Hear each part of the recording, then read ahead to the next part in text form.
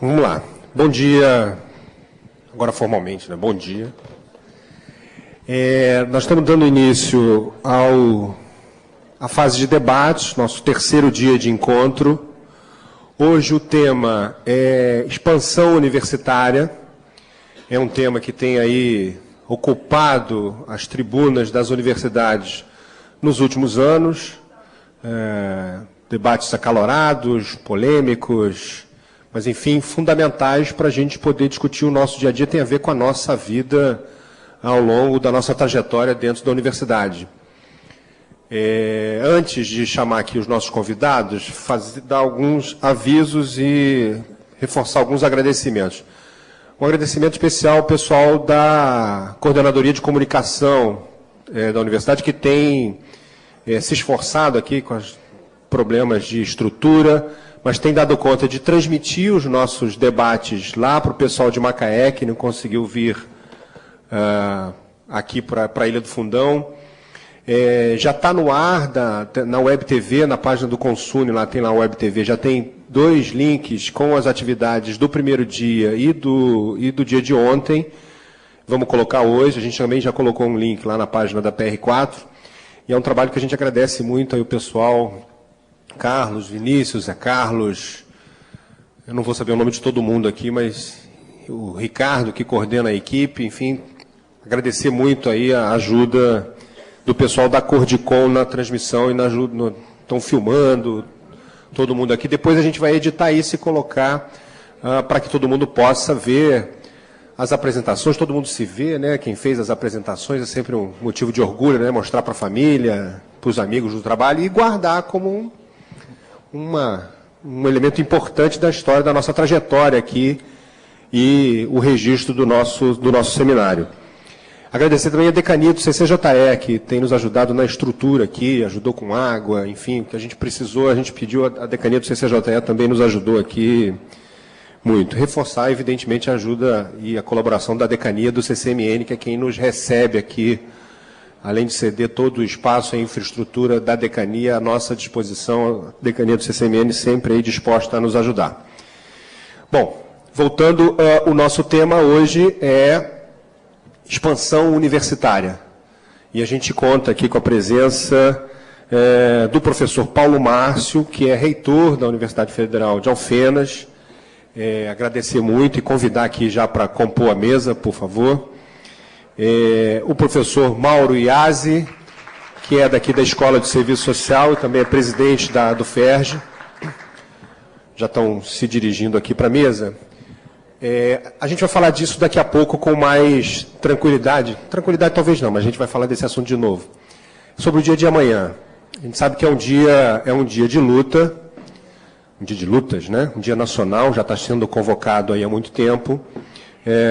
O Sintai já estava organizado antes, previsto, convidado, estruturado. A nossa posição é de que o seminário é importante que se mantenha. Então, o Sintai acontecerá no dia de amanhã, certo? Nós estaremos aqui, receberemos os trabalhos, acreditamos que é uma questão de respeito aos companheiros que apresentaram trabalhos, parte desses trabalhos é parte da vida dessas pessoas, e essa é uma bandeira e uma reivindicação do movimento, já de muito tempo.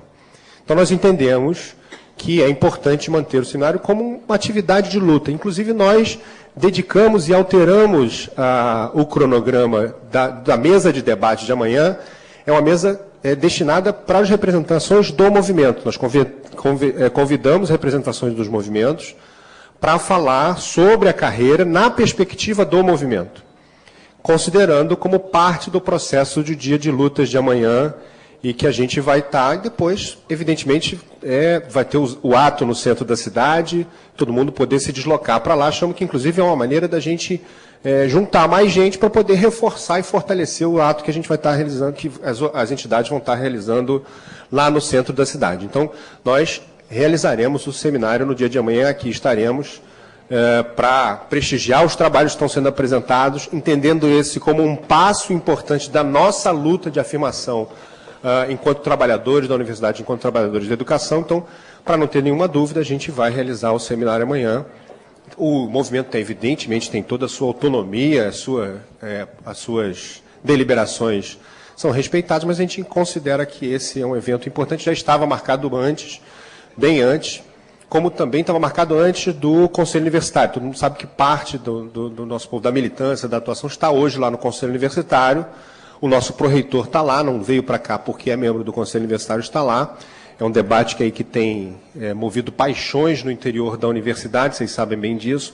A PR4 tem um protagonismo nesse debate, até pela posição que o Roberto já expressou aqui, que é contrária à aprovação da IBSER, e está lá representando, Roberto fala em meu nome, inclusive, nesse caso. Então, esses eventos já estavam marcados, vieram depois de que o Sintai já estava organizado. Não havia, quando a gente organizou, não havia calendário do Consune previsto para essa data, tem uma reunião extraordinária, não tinha também como a gente adiar e trocar. Tá bom? Feito isso... Vocês combinaram alguma coisa de quem começa? Não, se quiser. Tá bem, então começa você e depois a gente troca.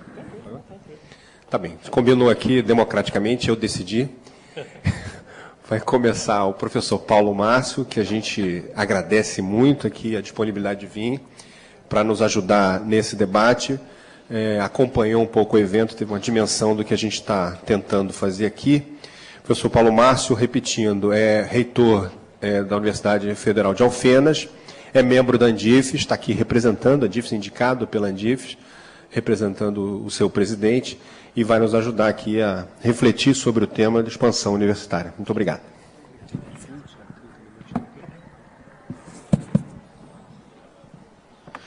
Queria inicialmente dar bom dia a todos e todas aqui no auditório, cumprimentar em nome da comissão organizadora, Aguinaldo, que está aqui na mesa conosco, agradecer também o convite, a oportunidade de estar aqui, cumprimentar também o professor Mauro dessa casa. Particularmente para mim é uma satisfação de estar retornando ao UFRJ, uma vez que eu fiz toda a minha pós-graduação aqui na UFRJ, final da década de 90, particularmente ali no Instituto de Biofísica Carlos Chagas Filho, lá do CCS. Então, a satisfação muito particular estar de volta aqui, né? Achei surpreendente, né? Muita coisa mudou de lá para cá, muitas novas obras, construções, reflexo do que nós vamos discutir um pouco na mesa, que é a questão da expansão das nossas instituições. No agradecimento, eu queria também já manifestar uma satisfação e louvar a iniciativa da comissão dos técnicos que organizaram o evento, por essa característica que eu considero muito importante dentro da universidade, que é a real integração do técnico à vida universitária, né? Então, particularmente, se a missão da universidade é fazer ensino, pesquisa e extensão, vocês estão dando um exemplo claro de como que isso pode ser feito, né? Como que o técnico pode estar envolvido nas atividades por meio, né, principalmente os painéis apresentados mostram claramente que os servidores podem estar envolvidos, inclusive, numa das missões mais importantes da universidade, que é a produção de conhecimento, né? Então, via o trabalho cotidiano de um projeto que é desenvolvido, muitas vezes a gente pode, tanto na extensão como na pesquisa, também agregar conhecimento novo, o que é muito importante, eu acho, muito relevante, que é a integração do corpo técnico administrativo todo, né, possa estar integrando esse espírito, essa missão da universidade de fazer esse tripé. Na verdade, minha presença, então, justificando também o convite, foi feito à Andifes, Associação dos Reitores. O reitor atual, presidente, a troca aconteceu ainda no início do mês de agosto. O atual reitor Gesualdo, da Universidade Federal do Ceará, acho que até pelo aspecto dele estar entrando, né, na gestão da Andifes nesse momento. A Andifes tem uma gestão muito curta, 1 ano só que o reitor fica presidente, até porque cada um, né, tem a sua responsabilidade de cuidar da instituição, não dá para ficar cuidando das demais no conjunto.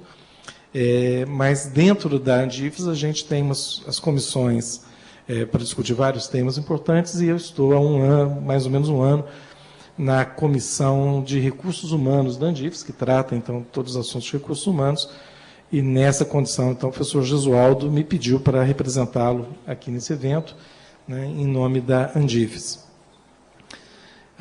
Nesse 1 ano de trabalho na Comissão de Recursos Humanos, tenho acompanhado diversas discussões. Para facilitar, eu represento a Andifes, então, por exemplo, na Comissão Nacional de Supervisão da Carreira, a CNS, que, apesar de ter há 1 ano, acho que foi só, talvez, acho que 2 reuniões que aconteceram nesse 1 ano, e quando eu ingressei, haviam 10 meses que não tinha nenhuma reunião.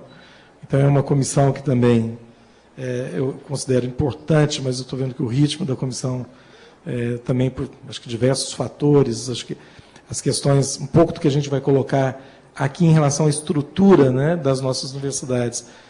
Quando a gente conhece por dentro, a gente vê que o MEC tem quase que a mesma dificuldade, dos quadros do MEC, fixação de pessoal, Brasília, que é um lugar onde tem muito órgão público, a dança de cadeiras é muito rápida, então o próprio MEC sente um pouco essas questões das dificuldades de manter quadros, e isso dificulta, muitas vezes, que alguns trabalhos, algumas comissões possam dar andamento também. E mais recentemente, eu tenho também acompanhado, particularmente na questão dos servidores técnicos administrativos, aqueles 5 GTs, os grupos de trabalho foram constituídos após o movimento grevista do ano passado, né? Então saíram lá 5 grupos para discutir temas bastante relevantes, né? Inclusive para o segmento, que reposicionamento de aposentados, racionalização, terceirização, escolas militares, tem mais um grupo, democratização, são 5 GTs. Esses GTs a gente tem participado, não consigo participar de todas, mas de muitas reuniões. Alguns têm avançado mais, outros menos, e, enfim, depois eu posso fazer algum comentário mais específico sobre isso. Nesse sentido, já colocando um pouco, o papel da Andifes em relação aos segmentos técnicos administrativos, aqui eu quero dizer, embora eu esteja aqui na mesa apresentando a Andifes, muito do que eu vou falar muita coisa da minha leitura pessoal, portanto, não trago como uma posição da associação. Mas muitas vezes a gente sente até que a Andifes, no seu conjunto de reitores, até gostaria de ter uma participação mais efetiva, por exemplo, na própria negociação. Comentava isso um pouco com a Rita agora aqui fora, né, antes de entrar aqui na sala, que, por exemplo, durante a fase de negociação mesmo, na greve dos servidores de 2012, foi dito claramente, eu estava acompanhando o presidente João Luiz, da Federal de Ouro Preto, antecedeu ainda o reitor Manesca na presidência da Andifes, de que a Andifes não ia sentar à mesa de negociação. Então, assim, seria desejável, né, a Andifes, com os gestores das universidades, poderem também expressar algumas preocupações, algumas coisas, mas foi tolhido, a Andifes não participou da mesa de negociação. Agora eles chamaram para os grupos de trabalho para ver as pendências, né, outra coisa, mas da mesa mesmo de negociação, eu sou uma testemunha ocular, presencial, de que, quando perguntado se a Andifes ia participar da negociação, no momento de greve, eu digo, não, a Andifes não participará. Então, tudo bem, a Andifes passa, então, no processo de fazer um acompanhamento. Então, portanto, não tem posições muito definidas em relação a muitos tópicos que talvez possam ser de interesse também dessa coletividade. E antes de abordar também o tema de expansão, só queria trazer o depoimento que na CPRH e no conjunto da Andifes há uma preocupação, assim, inclusive de valorização e mecanismos que procuram a valorização dos servidores. Uma prova recente é o inédito mestrado em gestão pública à distância, que foi aprovado na CAPES com o selo da Andifes. É um curso, né, ele não é ligado a nenhuma universidade, é ligado à Andifes. Nós temos na CAPES, são exceções, na minha instituição participa de um mestrado doutorado que é em nome de uma sociedade científica. Que normalmente os mestrados, doutorados na CAPES ficam em nome de uma universidade, né? Então, havia um caso precedente, a Sociedade Brasileira de Fisiologia tem um curso em nome da Sociedade Brasileira de Fisiologia e foi acolhido e aceito, então, pela CAPES, hoje, um mestrado de gestão pública em nome da própria Andifes, né, e que visa, na sua essência, ofertar mais oportunidades de qualificação, no caso do mestrado, para os servidores das nossas instituições, embora a CAPES, na forma de aprovação, ela não aprovou como restrito a servidor da universidade. O programa hoje é direcionado a servidor público, né, mas a gente tem certeza que o interesse dos servidores das universidades vai acontecer e possivelmente muitos conseguirão realizar o seu mestrado através desse programa, que inclusive é um programa à distância.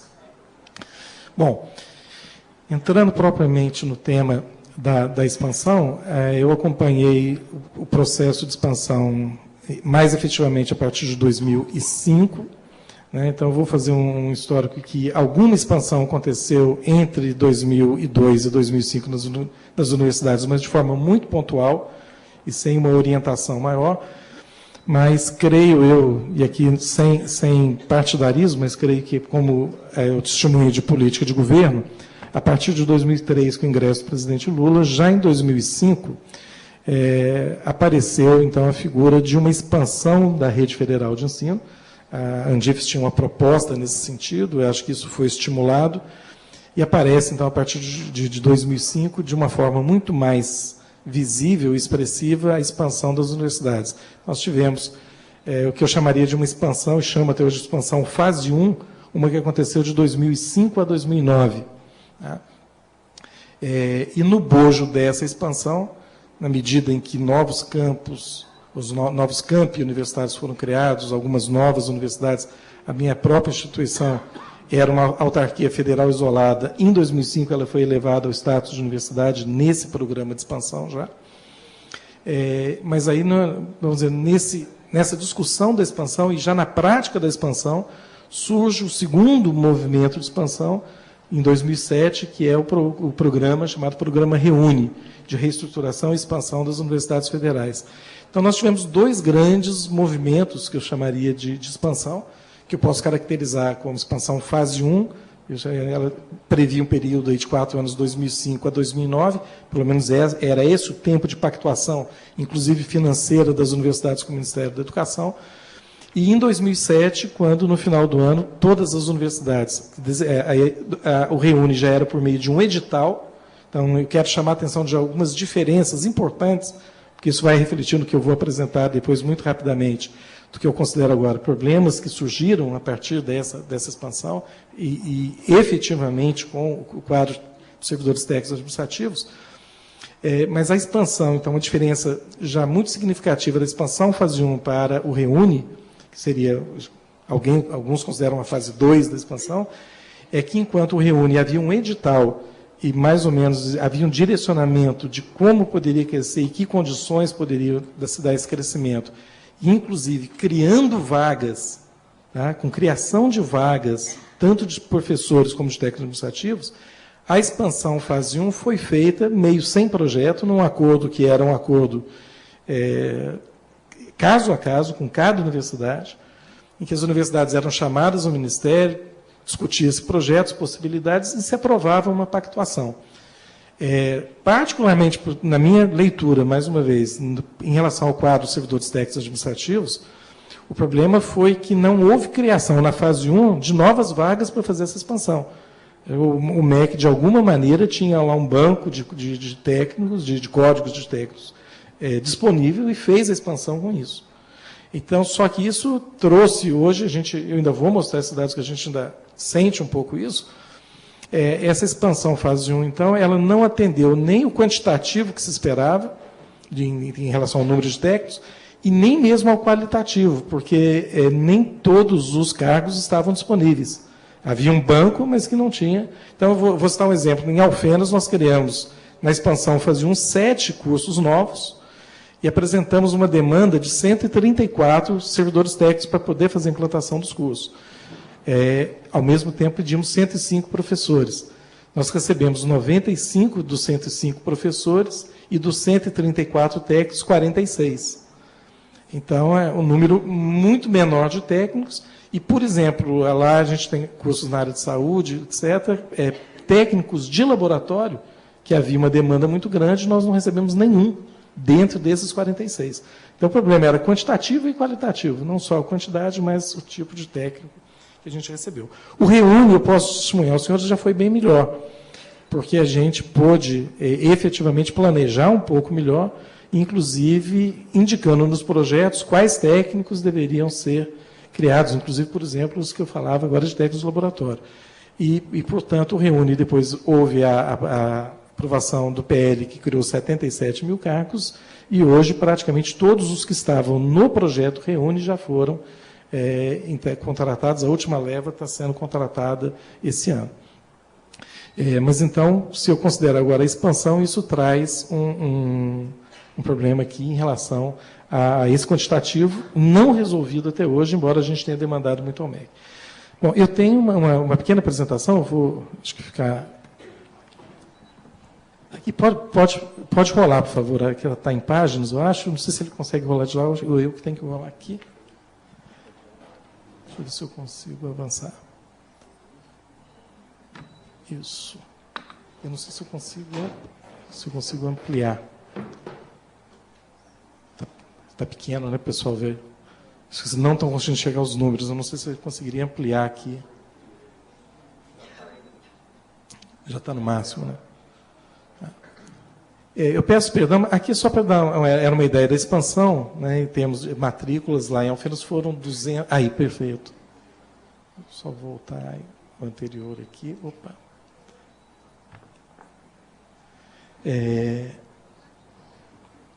Então, de 2007 a 2012, só uns dados bem gerais, né? Expansão em mais de 170% o número de matrículas.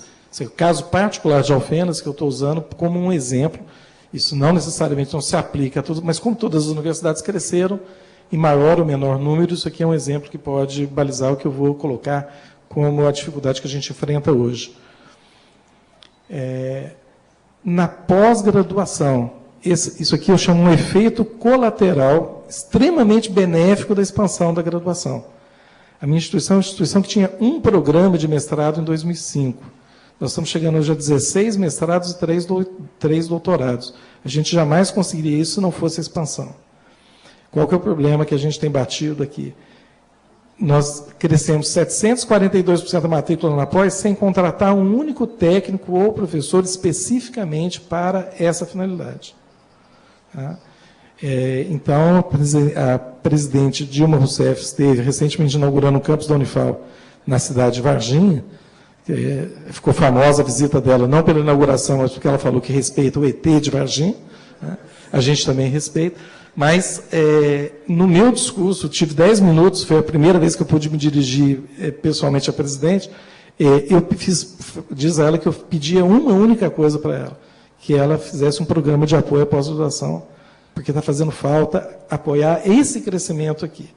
Está muito difícil hoje, são cursos novos, sem secretaria, sem nenhum apoio técnico para poder tocar esses cursos novos de pós-graduação.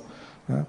E aí digo, eu já falei isso com o secretário superior, já falei com o ministro, agora falei com a presidenta. A próxima, ou eu vou à Itália falar com o Papa, ou espero ele voltar aqui para poder falar com ele, para ver se alguém atende, né, o pedido de apoiar aí a pós-graduação. Isso eu estou rodando agora aqui, ele vai trocando de página, acho que dá. Esse gráfico talvez fosse até quase que o único mais importante de mostrar aqui, para falar o que eu mostrei. Nós saímos em 2007 de 158 técnicos, chegamos a 260, de professores de 164 a 375. Isso já dá uma dimensão do tamanho da instituição, isso é menor que um departamento aqui, o instituto aqui da UFRJ, mas ainda assim é uma universidade federal. E eu tenho certeza que o que reflete lá, reflete aqui também em dificuldades, facilidades e dificuldades. Mas, então, enquanto os docentes nós aumentamos aí, isso é dado de 2012, hoje o quadro continua, a curva continua abrindo, vou chegar a 520 professores, e não vou passar, eu vou passar muito pouco de 300 técnicos nesse ano. Nós temos uma defasagem muito grande, aumentou muito mais os técnicos do que aumentou muito mais os docentes do que os técnicos administrativos. E isso tem reflexos na gestão. Isso é importante dizer, está refletindo pesadamente na gestão, porque eu vou mostrar, esse é um estudo que eu fiz para levar o MEC, mostrando a dificuldade, pedindo novos técnicos. Porque eu vou mostrar na sequência que, consequentemente, essa defasagem aqui me faz aumentar muito a terceirização. Tá? E eu tenho dados para mostrar também. Então, isso é um problema. E, curiosamente, é um testemunho aqui também que eu quero dar, mesmo para cursos novos. Por exemplo, agora está, né, a onda, a medicina, a UFENAS, inclusive, tem curso autorizado de medicina. A pactuação para cursos novos de medicina foi 60 professores e 30 técnicos, mantendo essa distorção aqui de dar mais servidores do que, mais docentes do que técnicos administrativos. Consequentemente, aqui para dizer que o recurso da universidade aumentou, então a expansão não foi feita também sem recurso financeiro, porém, quando eu, dentro do aumento de recurso, eu acompanho agora o gasto com a terceirização de serviços, eu saio de um patamar de 24% do gasto com terceirização em 2007, e como eu não estou tendo, né, o aumento de servidores, logicamente, o aumento do gasto com a terceirização hoje está explodindo para a gente na casa de 60% do orçamento livre. O que eu chamo de orçamento livre, ou OCC, como diz tecnicamente. Né? Pessoal hoje vai mais de 75% da folha. Então, sobra cerca de 25%, tirando a água, a luz e tal despesa obrigatória, você sobra lá em torno de 20%. Desses 20%, 60% hoje está indo, no caso de Alfenas, na terceirização dos servidores. E isso é um problema sério de gestão para a gente. Se eu agora fizer um panorama, aqui agora vai o lado do choro institucional, né? Eu tentei olhar o meu dado com relação ao dado de outras universidades. Então, a gente usou um indicador aqui, que é a relação aluno técnico administrativo. Né? A minha base de dados aqui não é boa, porque eu usei aluno chamado aluno cabeça. Né? Eu contei o número de alunos na instituição. Eu sei que o MEC trabalha com indicadores parecidos, mas ele está considerando o aluno equivalente, que é o mesmo cálculo que se usa para o financiamento da universidade, que já considera campus fora de sede, aluno no período noturno, cursos diferenciados, que alguns cursos demandariam mais técnico, a área tecnológica demandaria mais técnico de área de humanas, assim por diante. Tá? Mesmo assim, se eu pegar esse quadro aqui, não estão todas as universidades, mas para dar uma ideia aqui, eu não sei se não consigo apontar, está destacado Alfenas, é a segunda universidade, na relação pura aluno, técnico-aluno, eu teria 19 alunos para cada técnico na universidade. Tá? Então, nota que eu consigo graduar isso, e eu vou ter aqui embaixo, por exemplo, a UFMG com 6,3 alunos, a UFV com 7,2, a UFRJ estava na lista aqui, agora eu não sei se ela... É o UFSJ. O UFSJ. Talvez ela não vai estar aqui, mas está no gráfico seguinte. Então, notem que existe também, para além do problema dessa dificuldade lá, uma diferença também entre as instituições. Tá certo? Tem instituições que estão melhores atendidas, tá? E outras nem tanto, como mostra aqui o gráfico. Se eu fizesse agora transportar isso para o gasto com terceirização, tá? Esse também mostra, agora esse é dado saído do CIAF em 2012, é um corte de percentual de gasto com terceirização. Então, logicamente, que dá para ver, né? Quem tem menos pessoal, como o caso da Unifal, gasta muito mais com terceirização. Tá?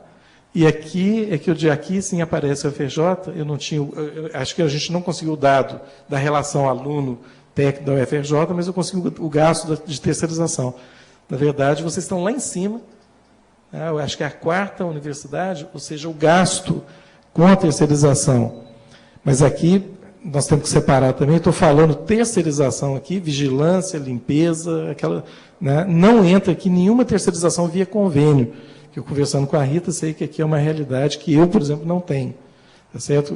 Outros convênios que trazem terceirização para dentro da universidade. A gente não tem aqui, estou falando terceirização básica hoje dos postos, aqueles postos que o governo hoje não autoriza mais concursos, vigilância, limpeza, motoristas, etc. Tá? Então, logicamente que há uma dificuldade aqui também, isso que a gente estava demonstrando para o MEC, em que, no meu caso, por exemplo, eu estou gastando muito com terceirização, e isso prejudica a gestão, porque, logicamente, eu tenho que tirar de outro lugar para gastar aqui. Tá? Bom, qual cenário o MEC, né, dentro da perspectiva? O MEC sinaliza que, no próximo ano, ele tem como fazer uma distribuição de vagas para as universidades.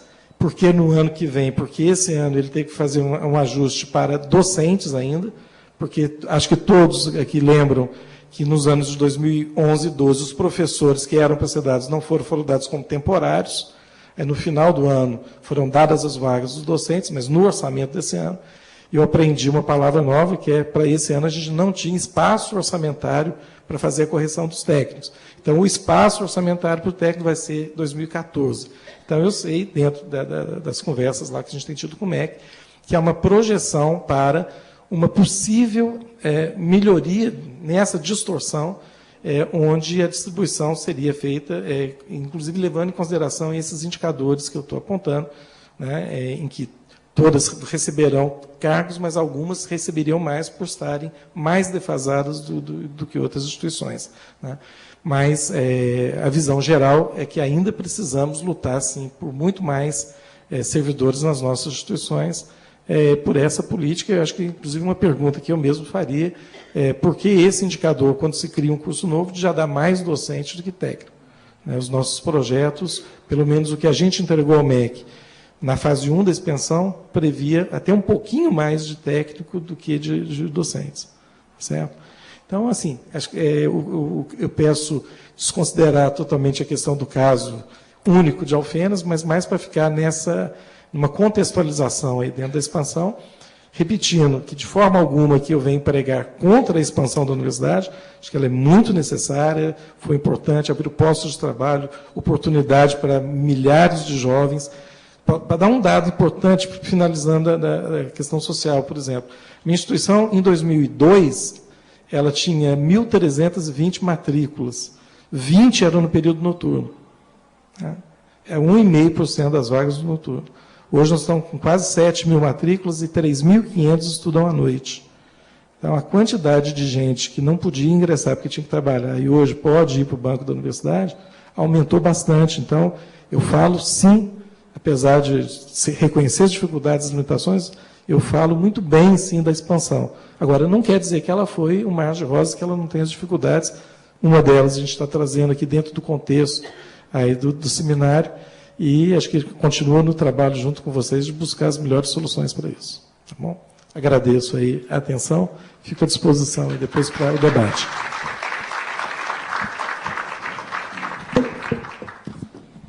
Agradecendo ao professor Paulo Márcio e imediatamente passando para o Mauriase, que é professor aqui da Escola de Serviço Social e presidente da ADUFERJ.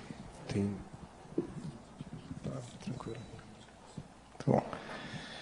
Bom, agradecendo aqui o convite para participar aqui do Sintai, elogiar a iniciativa, cumprimentar aqui o Paulo Márcio, apresentando aqui a Andifes, o Aguinaldo pela PR4, e dizer que esse é um tema central para a gente pensar vários aspectos da nossa vida na universidade, do seu funcionamento.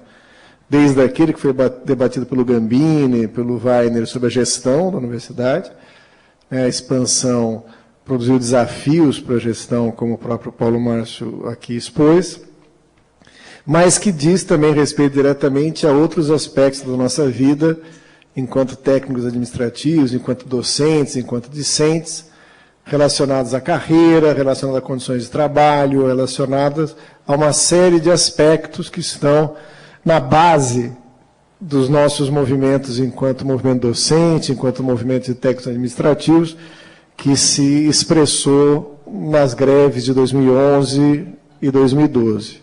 Não é?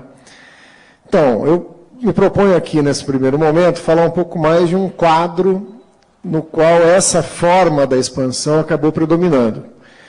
E isso é inseparável da gente refletir um pouco sobre as opções que foram sendo tomadas em relação ao setor do ensino superior no Brasil.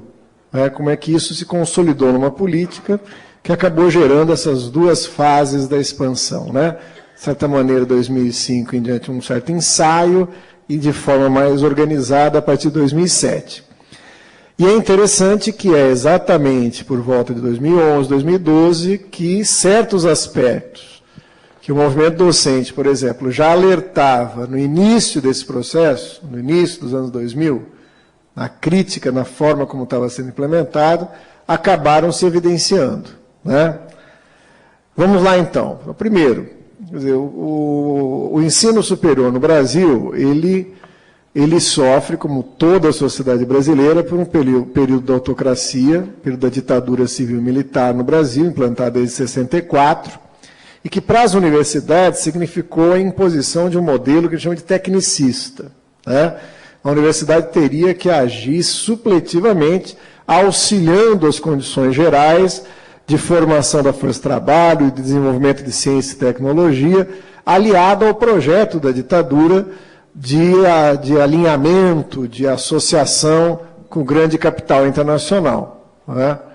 Isso significou, sob vários aspectos, um cerceamento muito grande da vida universitária, mas, paradoxalmente, foi também um momento onde a prioridade do desenvolvimento para acompanhar o milagre econômico significou também aportes de investimentos na universidade. Paradoxalmente também, o seu caráter público, né? Quer dizer, interessava ao padrão de acumulação naquele momento que a universidade fosse financiada pelos recursos do fundo público, né? Ainda que no seu produto, na sua lógica, o resultado desse investimento na universidade significasse, direto ou indiretamente, benefícios para a acumulação de capital no Brasil. A crise da ditadura e a abertura política, a democratização do Brasil no final dos anos 70 e início dos anos 80, foi acompanhada de um intenso processo de mobilização de técnicos administrativos, funcionários, de professores, de estudantes, que, a partir de associações, já que o sindicalismo era proibido nesse momento, né, lutavam pela implementação de um projeto de universidade pública, gratuita, e que se abria a discussão no Brasil de uma maneira de pensar a universidade, né? Quer dizer, isso vai culminar em 1988, com a promulgação da Constituição, no artigo 207, que garante à universidade a autonomia financeira, administrativa, de ensino e a indissociabilidade dos vínculos de ensino, pesquisa e extensão, né? Mas veja, isso é apenas um princípio que deveria estruturar o setor público do ensino superior. Como que se daria o financiamento, como é que se daria a gestão, como é que se desenvolveria isso? Notem que, após aquele período tumultuado de transição da democratização, a partir do governo Collor, né, começa a se consolidar uma espécie de visão a longo prazo para a universidade brasileira.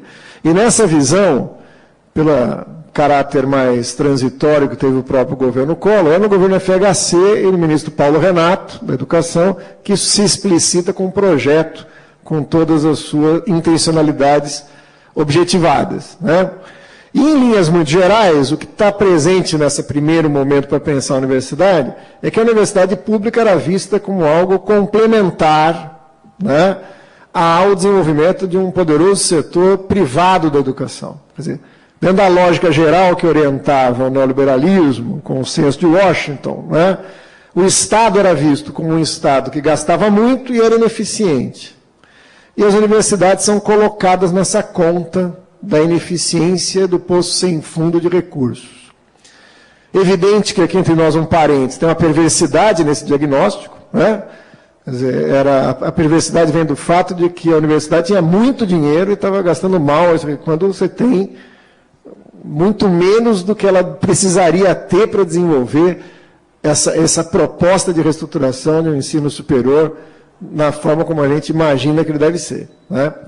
Mas, fechando o parênteses, o diagnóstico era esse. O Estado deveria contingenciar as verbas para a educação superior pública, quer dizer, a avaliação é que tinha muitas universidades públicas, então ela deveria diminuir o número de universidades públicas para que elas focassem, em certo sentido, em núcleos de excelência, né? E a amplificação, a expansão do acesso ao ensino superior seria coberto pelo crescimento do setor privado. É claramente essa opção do governo FHC. Né? Então, de certa forma, isso resolveria, equacionaria o problema do financiamento e da expansão do ensino superior no Brasil. Né? Eu poderia manter o investimento na educação superior e, a partir de subsídios, incentivos, etc., favorecer o crescimento de um setor privado. Ora, o que marca a ascensão do governo do PT em 2003, né, é uma mudança de um quadro conjuntural nesse setor. Foram abertas inúmeras universidades privadas nesse período. Pode dizer que o plano do Paloma deu certo. Né? Houve um contingenciamento de verbas do setor público, ao mesmo tempo que houve uma profunda proliferação de cursos privados no Brasil. Né? O que não dá certo, e era evidente que não daria, né, é que essa expansão do ensino privado fosse de fato a condição para acesso àqueles que não teriam condições antes de ter acesso a um curso superior. Né? Pelo contrário, né, quer dizer, virou a combinação do setor da qualidade com a questão do acesso, mostrou a ineficiência desse setor privado, para usar um termo que esses autores gostam tanto, né, de dar conta daquilo que eles se propunham fazer. Pelo contrário, produz aí uma crise nesse setor e uma crise de financiamento. Né? Eles não conseguiam manter as vagas sem ajuda estatal. Então, o que acontece, num primeiro momento, é que o governo toma duas direções. Uma não é verdade o diagnóstico que o acesso vai ser garantido pela expansão do setor privado. Portanto, é necessária uma expansão no setor público. Então, essa é uma primeira diferença. Uma segunda diferença não é possível que o setor privado se mantenha sem a ajuda do Estado.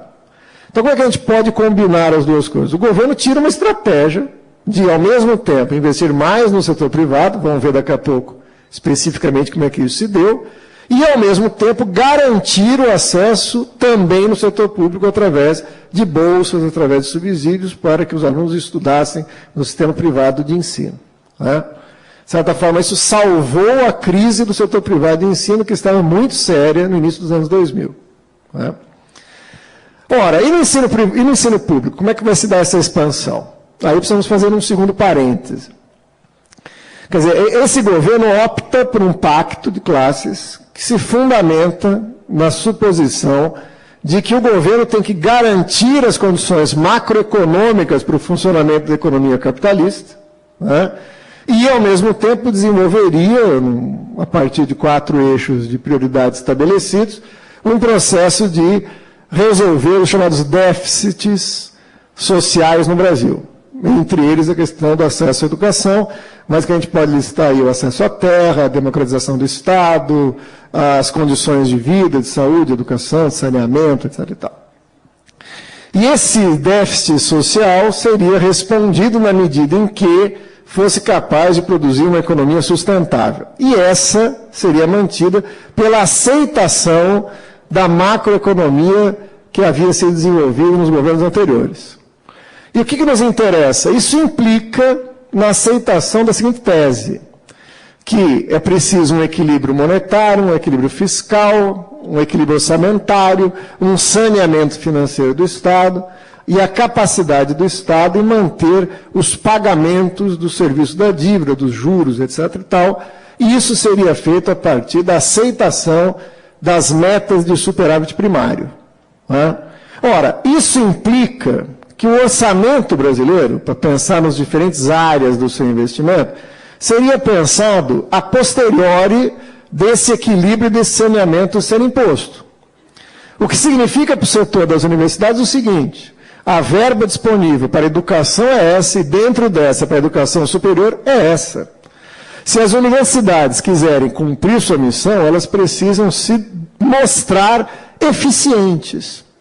E essa eficiência, ela será imposta nos padrões daquilo que, no geral da reforma do Estado, a gente conhece como gerencialismo. Quer dizer, o que seriam esses padrões de eficiência? Atingir metas a partir dos orçamentos estabelecidos, não gerar endividamentos, não gerar aumento de recursos. Ora, portanto, isso enquadra as condições da expansão. A expansão é pensada da seguinte maneira, né? as verbas serão distribuídas para as universidades na medida em que elas se demonstram capazes de estabelecer e cumprir metas. E essas metas são estabelecidas por critérios de abertura de novos cursos, expansão de campos, aumento do número de matrículas, né, aumento de integralização da formação final, seja na pós-graduação das defesas, da dissertação, das teses, seja das colações de grau, né? Ou seja, são critérios quantitativos a serem assumidos e cumpridos dentro dos recursos existentes. As universidades que se mostrarem capazes de cumprir essas metas e ampliarem essas metas receberiam, portanto, um financiamento a mais para financiar essa expansão. Ora, isso peca em dois aspectos essenciais. Primeiro, supõe que a estrutura da qual partíamos em 2005 era suficiente para cumprir o que até então a universidade já fazia. Né? Vamos deixar momentaneamente os campos de expansão, vamos pensar no conjunto da universidade instalado. Então, os prédios, o número de professores, o número de funcionários, seriam suficiente para fazer o que a universidade já fazia. E, portanto, as verbas viriam remunerando projetos de expansão, para fazer mais verbas. Né? Ora, por que esse primeiro pilar é falso? Porque isso não corresponde à verdade. Né? Quer dizer, nós passamos por um longo processo de sucateamento da universidade, onde as vagas que foram sendo abertas, né, por morte, por aposentadoria, por tudo mais, não foram respostas por um período muito longo, que vai do governo Collor até os 2 mandatos da FHC. Isso não se diz respeito apenas ao número de vagas de docentes, e também, por evidente, de funcionários técnicos administrativos, mas diz respeito à manutenção das instalações, dos prédios, da situação física das instalações, do número de laboratórios, etc. Tá? Portanto, a expansão se dá num grau que as metas tinham que ser batidas, mas sem que os recursos necessários, físicos, financeiros e de pessoal, acompanhassem as necessidades. Estatística é um negócio desesperador, vocês sabem disso. Né? Porque em números absolutos, cresce o investimento. Mas na hora que você vai transformar isso na efetividade do gasto, você tem que pensar que foram investidos mais, mas você tem que ter um deflator, você tem que ter um número de alunos a mais, você tem que ter um número de cursos a mais, e tudo isso vai ponderar esses investimentos a mais. Então, o volume absoluto de recursos para a universidade é maior, mas ele acaba sendo consumido numa universidade que deflaciona esse investimento a mais e acaba relativizando, né, gerando algumas distorções. Em linhas muito gerais, quais são as distorções? Né? O reitor Paulo Márcio indicou algumas no setor de gestão de pessoal, né? Uma desproporção entre docentes, técnicos administrativos e discentes. Vamos apontar algumas outras. Um carecimento de instalações. Né? O dinheiro era liberado para construir edificações para abrigar novos cursos, mas enquanto as licitações, o recurso não vinham, os novos cursos, via de regra, acabaram sendo iniciados em condições muito precárias de instalações. O número de professores necessários foi reequacionado. Isso produziu um segundo efeito delicado. Isso impacta diretamente numa concepção de universidade. Né? Para essa expansão ser possível, quebra-se a relação entre ensino, pesquisa e extensão. Né? Passa a ter uma demanda, uma pressão muito grande pela docência e pelo tempo em sala de aula. Né? Gerando uma enorme dificuldade de combinação dessas diferentes setores, como setores que cruzam toda a universidade. Quer dizer, não são 3 áreas da universidade, são 3 dimensões da prática educativa que envolve docentes, técnicos administrativos e estudantes. Né? Na graduação e na pós-graduação, no ensino básico federal, no caso dos CAPs, e no ensino universitário. Quer dizer, todas essas dimensões são profundamente afetadas por uma expansão que absorve os professores, em alguns casos nos campos de expansão, para acima de 20 horas em sala de aula. Sem contar que, além disso, o professor nos campos de expansão está dando conta dos espaços de gestão, está dando conta da implantação propriamente dita da universidade, o que isso envolve de esforço, envolve de dedicação. Além de, quer dizer, isso combinado com a necessidade de abrir frentes, por exemplo, na pós-graduação. Um exemplo, a gente foi visitar a Unifesp, o campo de expansão da Baixada Santista, e o curso de serviço social lá tinha no seu planejamento, para integralizar os 5 períodos para completar o curso, um planejamento de 68 professores. E ainda faltava para atingir esses 68 professores, cerca de 20 professores, né? Só da graduação. O que implicava que alguns professores estavam dando aula no primeiro semestre, voltavam para dar aula no terceiro, depois voltavam para dar aula no quinto, né? Que a luz já enjoado da cara do professor, né? Ele voltava sempre o mesmo para dar aquela disciplina, outras disciplinas. Abriram um programa de pós-graduação. Começaram a dar os primeiros passos no programa de pós-graduação e começaram a desenvolver programas de expansão. Aí vai o ministro, o senhor Mercadante, para uma atividade lá na Unifesp, elogia o trabalho e termina com a seguinte frase: veja como é possível esse número de professores dar conta desse trabalho. Né? Os professores começam a falar, deram um tiro no pé. Né? Quer dizer, se der certo essa implementação, o Ministério vai dizer, então não precisa mais de 18 professores, esses aí vão dar conta. Né? Veja, uma coisa é o esforço de implementação, outra coisa é o dia a dia de um trabalho. Se as pessoas trabalharem por mais 20 anos nesse ritmo, elas vão morrer. Né? O que entra a terceira distorção. Essa expansão impacta numa intensificação do trabalho. Uma intensificação profunda do trabalho do docente e dos técnicos administrativos.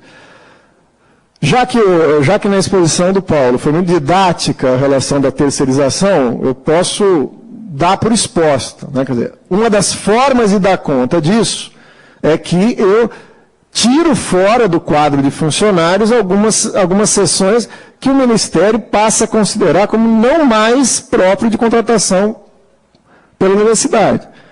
E, de certa maneira, isso incorporou-se no nosso dia a dia como natural. Isso é gravíssimo. Por quê? Porque setores de limpeza, de manutenção, de segurança, não, isso é por natureza. Né? Deus fez o mundo no 7º dia e no 8º dia criou o terceirizado. Né? Vira algo da natureza contra a qual que a gente pode fazer. Né? Não tem o que fazer, se naturalizou.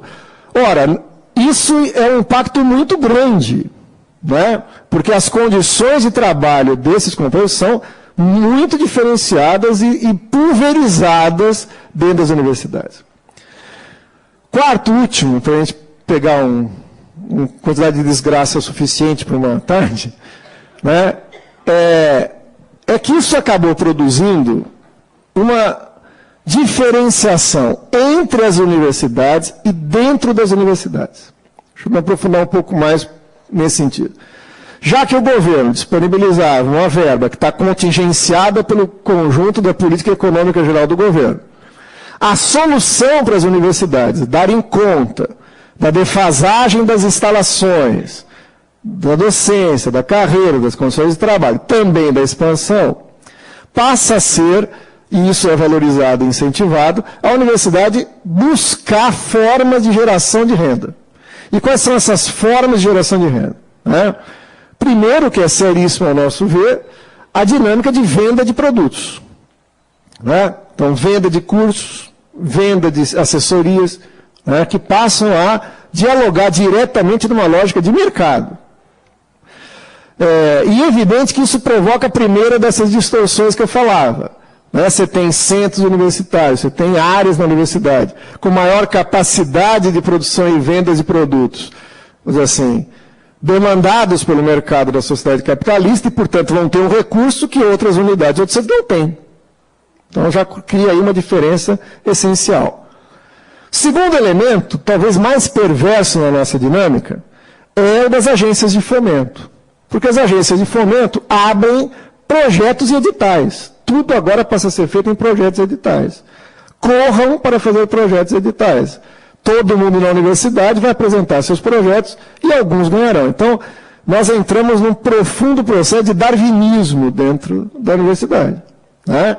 Certos centros e pesquisadores concorrem entre si pelas verbas de projeto, apresentam em 17 para ver se consegue 2, né?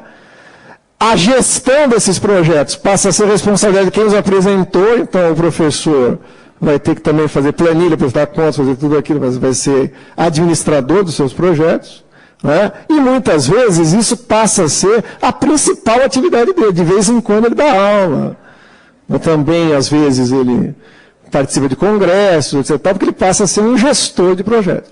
Veja, isso produz uma desigualdade interna entre as universidades e também entre universidades, gerando um quadro final preocupante, né, de que, por exemplo, a maior parte das verbas para pesquisa das agências de fomento, me foge o número, mas é algo na ordem de 86%, concentra-se no Sul-Sudeste, nas grandes universidades no Sul-Sudeste, mais conhecido como São Paulo e Rio, né?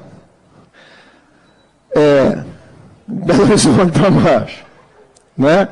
Quer dizer, então, as verbas não são distribuídas no sentido de propiciar, como a própria agência de fomento assim indicaria, que programas em instalação comecem a produzir, porque os próprios critérios de distribuição já são critérios de um ranking que acaba privilegiando quem produz mais tem mais verba, produz mais, e isso concentra as verbas nessas áreas, né? Produzindo uma desigualdade muito grande entre centros dentro da universidade e entre universidades. Isso leva a um quadro preocupante que representa, veja a ironia do destino, um elemento que nós combatemos tanto na proposta de Paulo Renato, que era a ideia das universidades de excelência. Por quê? Porque passa a se concretizar, por um ranking das próprias agências de fomento, universidades que se chamam de classe mundial. Essas universidades têm acesso a linhas de financiamento especiais, mais possibilidade de desenvolvimento de produtos para serem revertidos em mais recursos para pesquisa, ensino e extensão. E há, de certa maneira, no Brasil, de 5 a 7 institutos federais de ensino superior que se enquadram nesses critérios, né? E dentro dessas universidades não são todos os centros que se enquadram nesse critério. Por exemplo, a PR5 chama uma reunião de todos os programas de pós-graduação da FRJ com uma nota de rodapé. Aqueles ranqueados pela CAPES com nota superior a 7. De 6, superior a 6. Né? Esses participaram de uma reunião que era a reunião para discussão dos programas de inserção da universidade em classe mundial. Se você tem um ranqueamento abaixo de 6, você estava fora dessa reunião.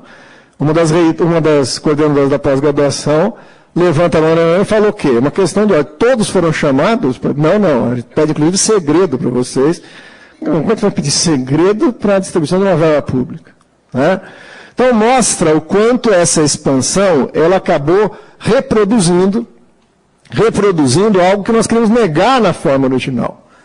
Que vai gerar uma universidade diferenciada, vai ter ilhas de excelência, um segundo grupo de universidades que vão combinar, na medida do possível, com grandes dificuldades, ensino, pesquisa e extensão, e uma enormidade de universidades que vão garantir uma expansão de acesso, que em si é muito bom, mas com uma quase única prioridade de desenvolver cursos de graduação e propiciar acesso à titulação.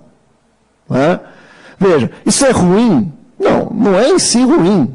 Não é? Quer dizer, como o Paulo falou, ninguém, e o movimento docente igualmente, foi contra a expansão, principalmente na contraposição daquela visão que prevalecia anterior de complementariedade do mercado privado. No entanto, a nossa crítica à forma da expansão é que ela deixou de tocar num ponto que para nós era essencial, que era a expansão da universidade exige financiamento 100% público.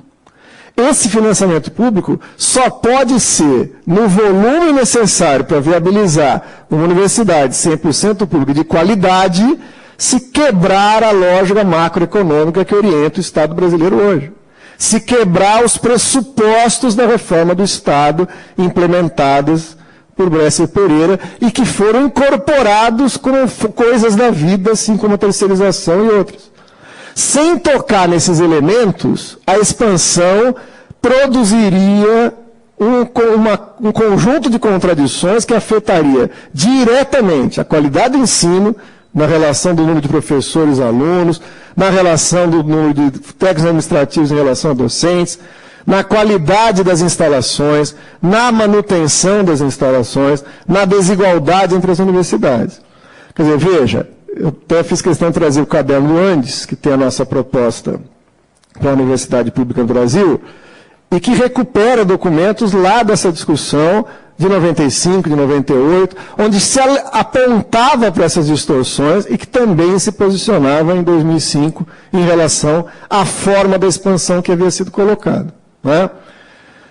Isso gera um quadro interessante. Qual foi o quadro interessante que o ano passado tornou-se possível de ser explicitado?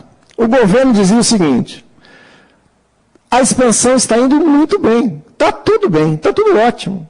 Né? Inclusive o ministro da Educação, quando apresentada a proposta de nossa greve o ano passado, dizia o seguinte: tenho certeza que essa greve não se alastrará, porque o governo vai fazer uma proposta e todos os professores aceitarão. Aí tem assembleias em todas as universidades federais e a proposta do governo é rejeitada. Algo estava errado. Não é? A Andifes não foi aceita na mesa de negociação. Essa negociação foi muito estranha. Salvo raríssimas exceções, a posição mais geral dos reitores foi de simpatia, de favorável ao movimento grevista, no sentido de que ela alertava para a necessidade da defesa da carreira, das condições de trabalho e tudo mais. Em associação com os técnicos administrativos, uma defesa da Universidade Pública Federal. Né? Essa greve mostrou que aquelas contradições não eram simplesmente, vamos dizer assim, combustível de luta política, mas eram elementos de uma realidade que apontava para uma crise anunciada na universidade. Né? E que agora se expressa de maneira ainda mais explosiva nos hospitais universitários e na proposta de implantação, na verdade, imposição da empresa brasileira de serviços hospitalares. Resumidamente, a gente pode dizer o seguinte: nós somos favoráveis à expansão. E a expansão tem a virtude de, primeiro e antes de mais nada, levar o acesso ao ensino superior não a mais pessoas, né? Na nossa pretensão, a toda a sociedade brasileira. Se ele é um direito, ela tem que ser um direito universal. Aí pensamos as políticas de acesso. Mas isso tem que ser acompanhado de condições, seja da expansão do número de professores, da instalação e da manutenção das instalações, porque senão isso resolve o problema agora para criar um problema depois. Por exemplo, no nosso prédio aqui na FRJ, na Praia Vermelha, da Escola de Serviço Social, depois de uma luta justa e necessária de acessibilidade, conseguimos instalar um elevador. E aí a discussão com a reitoria, não, lógico, sem dúvida, está no plano diretor, precisa, não tem nem que discutir, vamos instalar. Só que tem um detalhe, não tem verba para manter o elevador. Então veja, esse elevador para mim é um símbolo. Por que ele é um símbolo da expansão?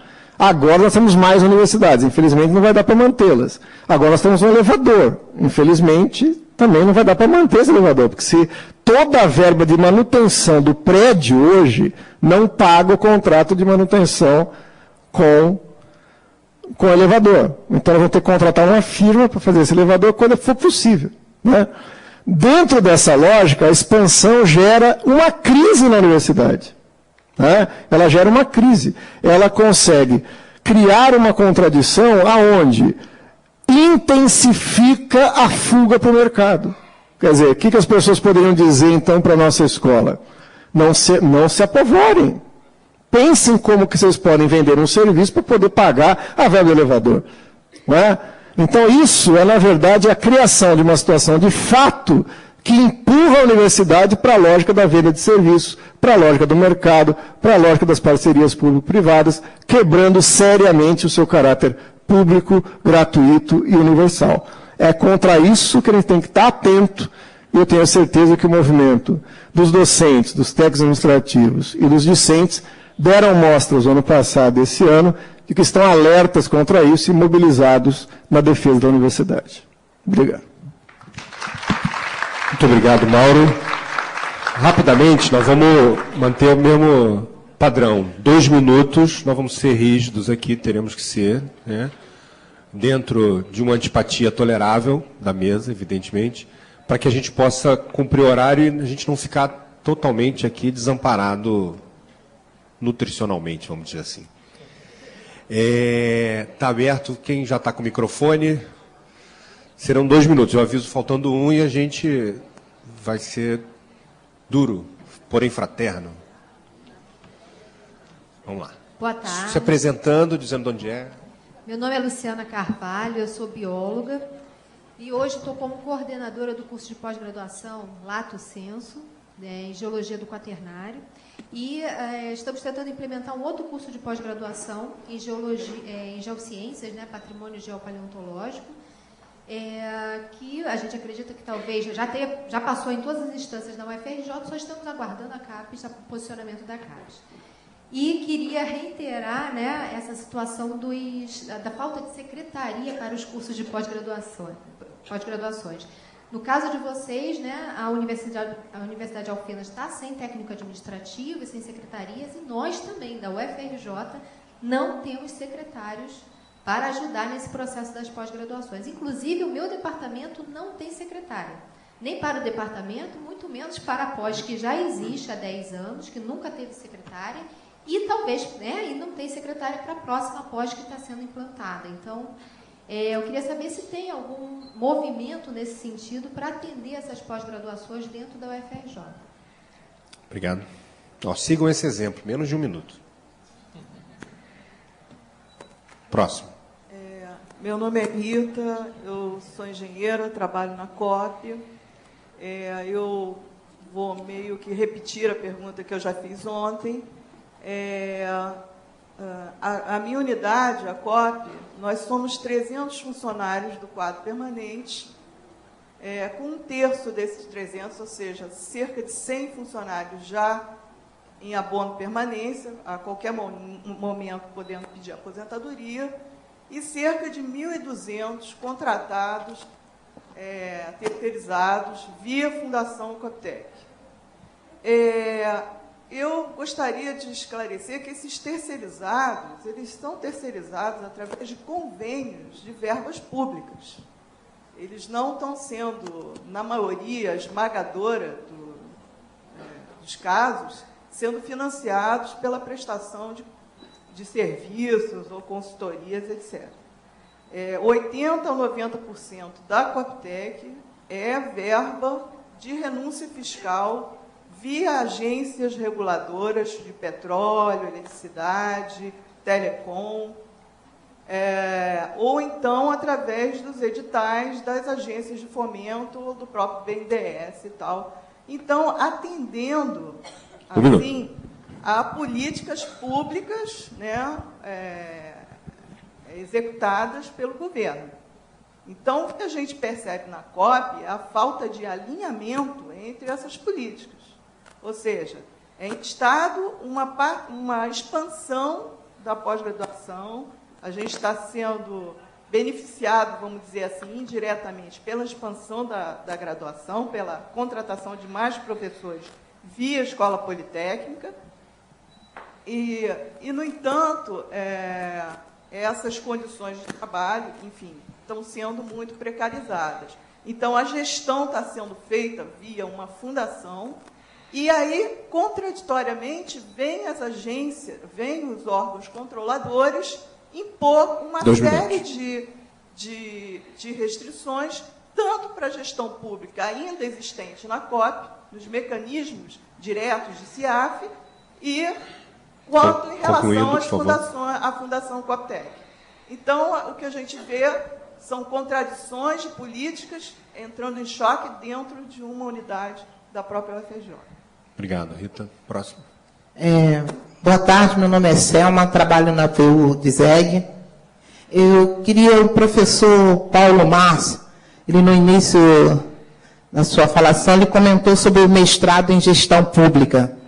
Eu queria, se o senhor pudesse dar algum esclarecimento, o senhor informou já que foi uma proposta da Andif, que seria para os técnicos servidores da IFES, né? Mas seria agora para todos os servidores federais públicos, né?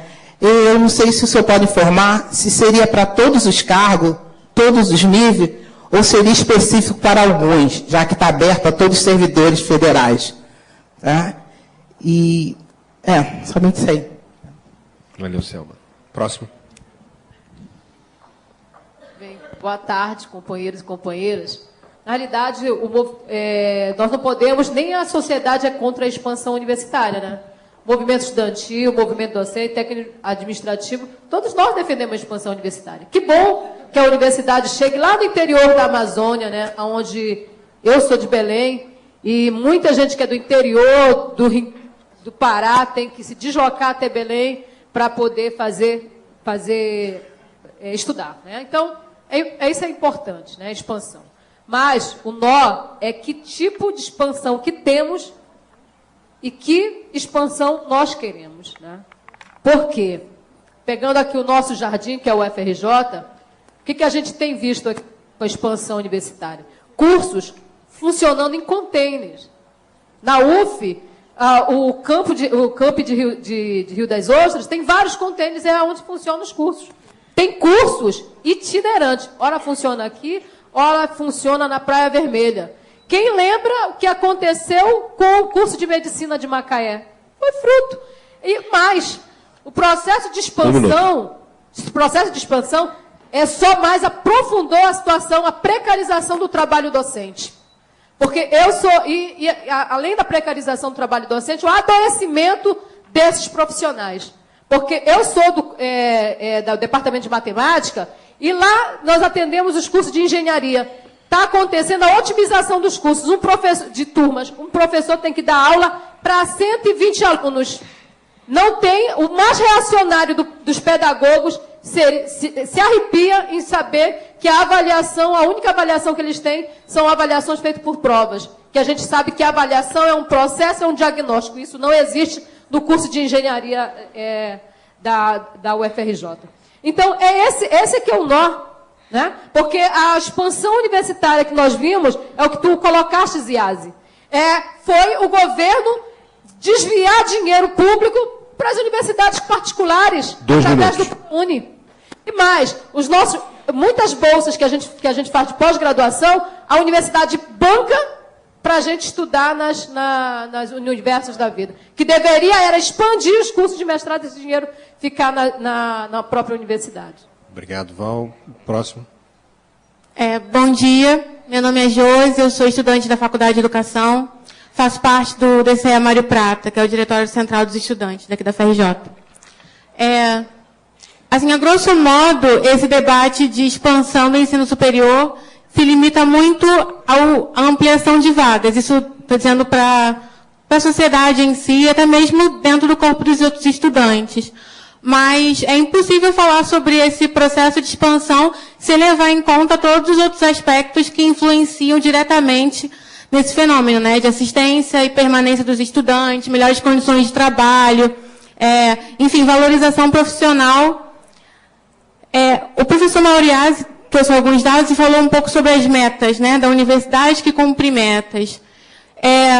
O ensino superior no Brasil inteiro, a Universidade do Rio, principalmente, a UFRJ, a gente representa os anseios de uma sociedade, de toda uma juventude que queria estar aqui dentro, né? Mas a gente tem que pensar que metas são essas que a gente tem que cumprir. Né? Essas metas que o Estado está colocado ou as metas que respondem aos anseios dessa sociedade, de produzir um conhecimento, produzir ciência para sanar as mazelas da nossa sociedade, de educação, saúde e habitação.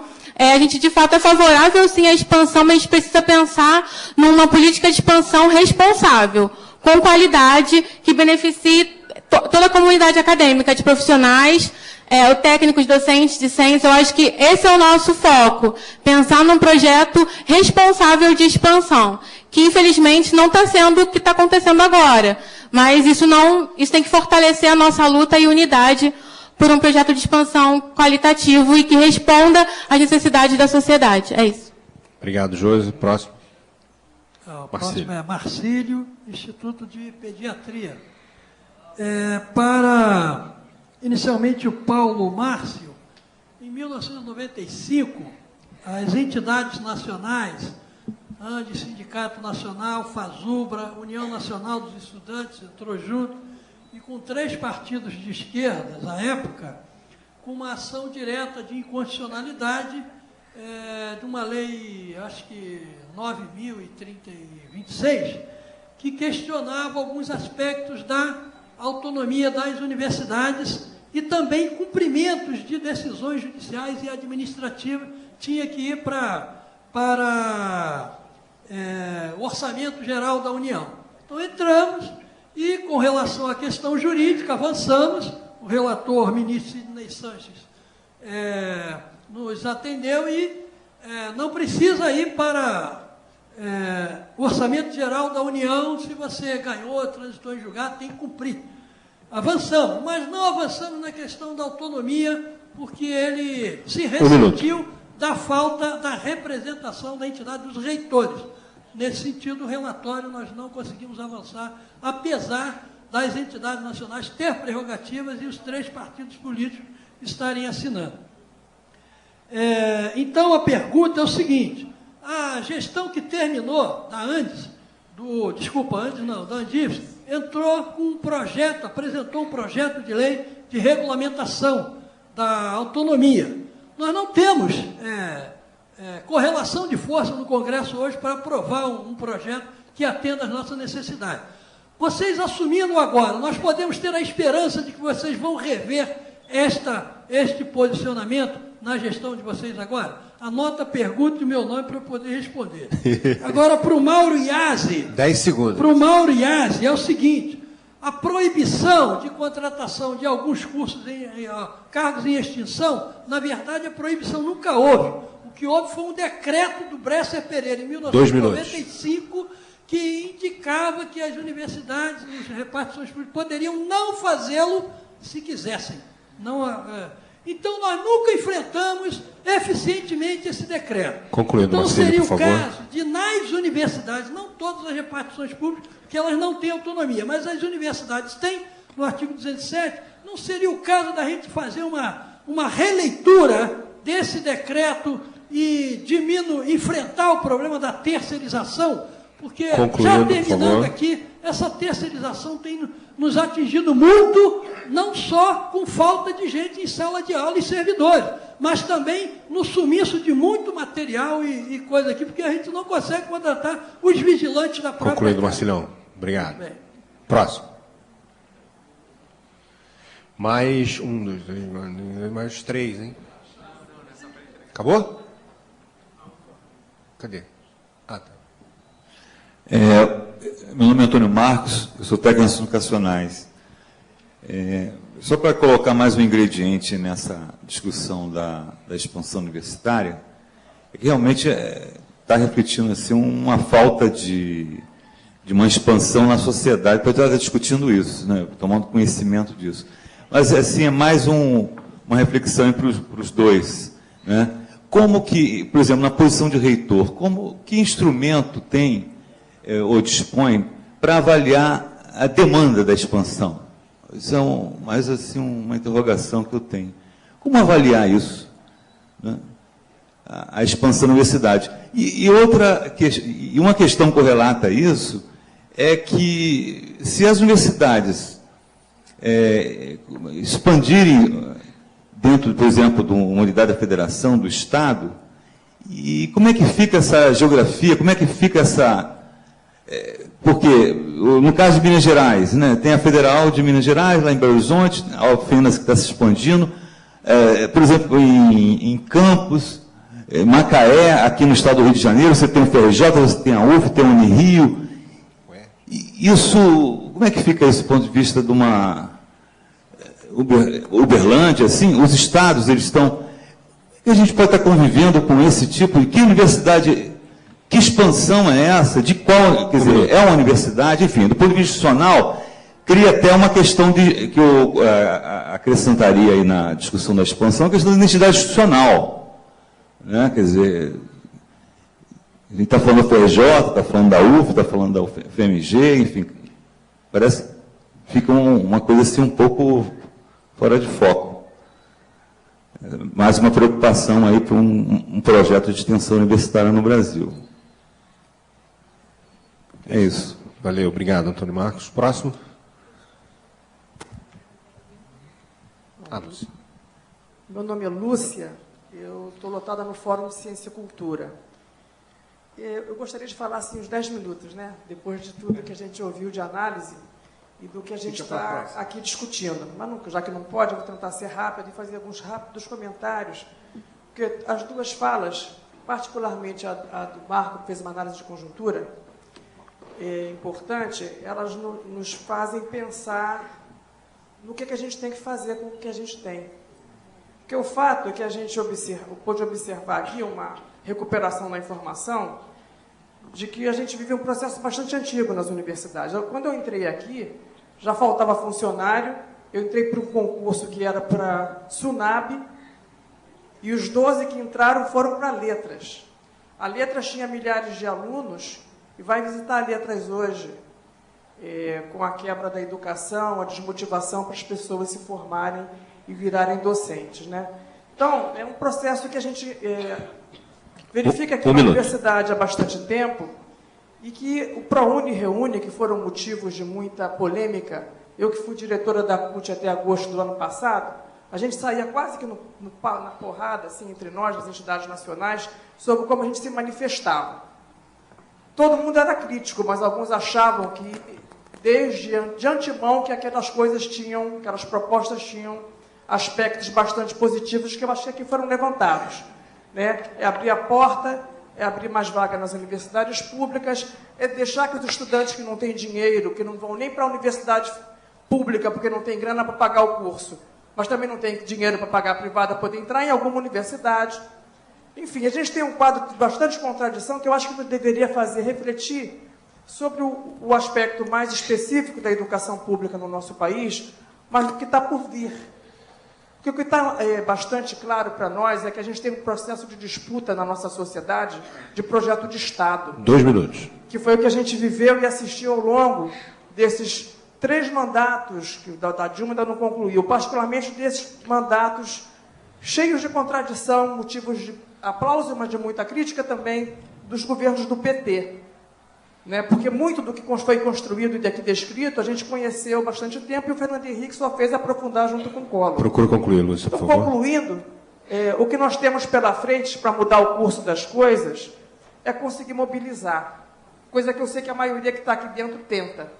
Né? Mas ano que vem tem eleições, a disputa está aberta e eu espero que ela seja realmente feita. Mas que a gente se alinhe, os que estão no governo, os que estão aqui, concluindo, por favor, que a gente saiba se movimentar para tentar dar uma mudança mais profunda no nosso país. Obrigado, Lúcia. A última. Se apresenta, por favor. Boa tarde, meu nome é Michele. Aqui. Sou técnica em assuntos educacionais, trabalho no restaurante universitário. A gente está discutindo aqui a questão da expansão, né, do crescimento aí da educação superior no Brasil. A gente sabe do cumprimento da agenda aí do Banco Mundial, né, que o governo tem tentado cumprir. Mas, assim, aliado a isso, a gente tem os problemas do número de funcionários, né, que não acompanha esse crescimento. E uma alternativa que o governo tem incentivado é a educação à distância.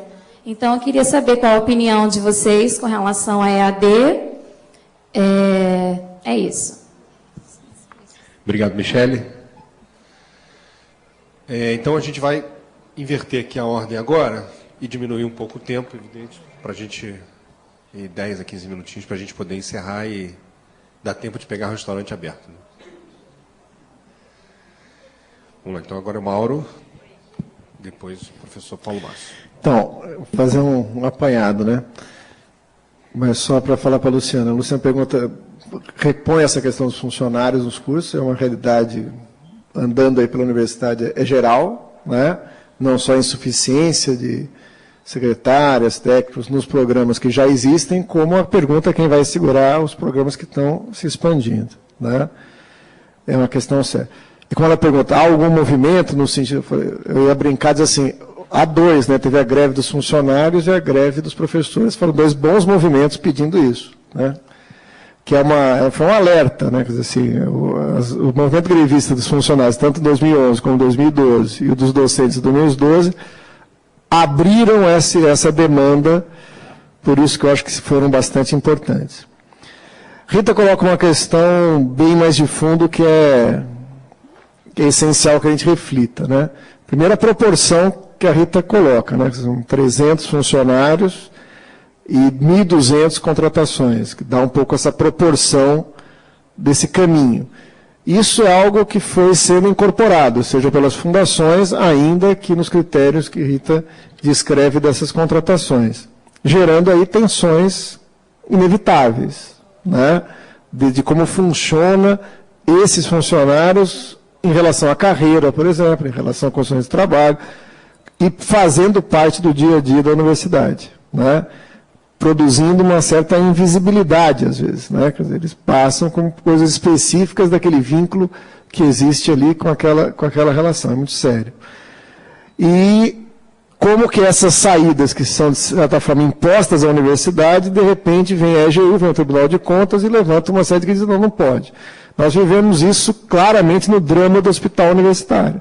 Quer dizer, os funcionários que estão ali lotados não estão porque optaram por esse vínculo, mas foram soluções dadas, primeiro por contratação temporária, depois por contratação por uma fundação, depois de contratação por uma cooperativa, depois de incorporação, mantendo o vínculo, mas sendo assumidos pela própria universidade, e agora vem o Tribunal de Contas e fala, não pode, rompe-se o vínculo. Né? O reitor que fez o acordo, o ministro que aceitou o acordo já não estão mais aí, os funcionários estão e vão ter que responder por essa solução. Então, isso que a gente fala. Isso pode resolver o problema imediato e gera uma bomba relógio para explodir logo ali. Né? Bom, quando a gente fala de expansão e se pergunta de que tipo de expansão, né, o Antônio, inclusive, chega a perguntar desses instrumentos, né? Quer dizer, foi avaliado, qual é o instrumento para avaliar se há uma expansão, se há necessidade dessa expansão e qual é o caráter dela. Né? Por exemplo, eu lembro do debate que teve na criação do curso de medicina em Macaé. Ninguém é contra a expansão, ninguém é contra que essa expansão vá, por exemplo, para polos de desenvolvimento do Estado, por exemplo, como Macaé. Agora, qual o caráter de um curso de medicina em Macaé? Havia uma discussão naquele momento. Né? É a reprodução do curso de medicina da UFRJ? É uma medicina de média e alta qualidade? É a medicina de formação de médicos para atuar no mercado de trabalho? É uma medicina que pensa, por exemplo, as dimensões da medicina comunitária, do serviço público de saúde, né? Da medicina voltada à questão ocupacional do trabalho, já que é um polo de desenvolvimento do petróleo. E havia professores daquele núcleo defendendo esse perfil, isso foi superado pela mera implantação de um curso tradicional. Então, essa é uma questão muito séria. Abre-se os campos de expansão, cria-se curso e depois eles não se sustentam. Né? Eles não conseguem ter condições de se manter. Muito sério. Nós criamos, por exemplo, um curso de sistemas de segurança, né, diante do impacto de um mundo inseguro, ataque às torres gêmeas, etc. E tal, né?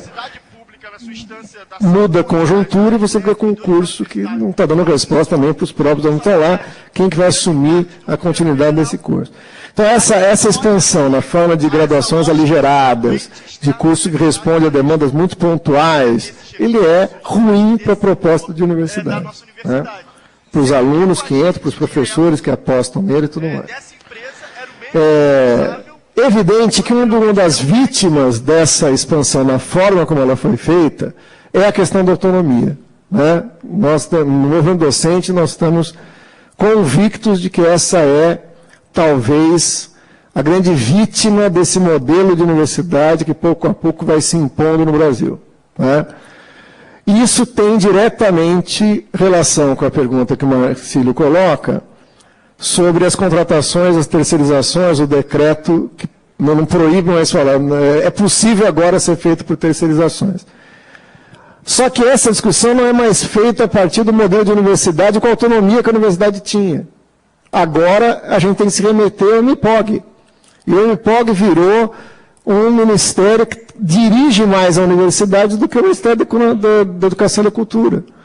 Então, o MIPOG chega e fala o seguinte, olha, vocês podem até decidir se querem, precisam ou não vagas, mas o Ministério do Planejamento não vai autorizar vagas nessas áreas.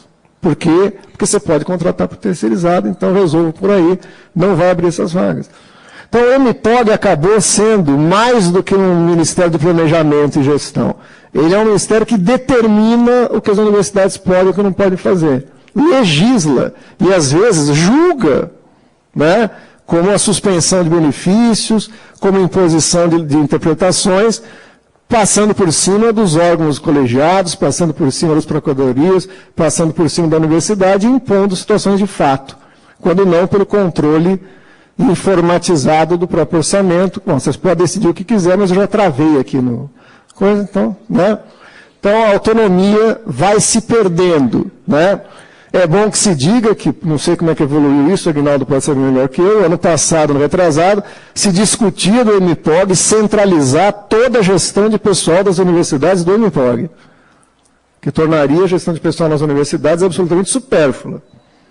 Né? Não sei como é que evoluiu isso, mas era uma das propostas disso. Né? Então, está viva essa proposta aí, não é?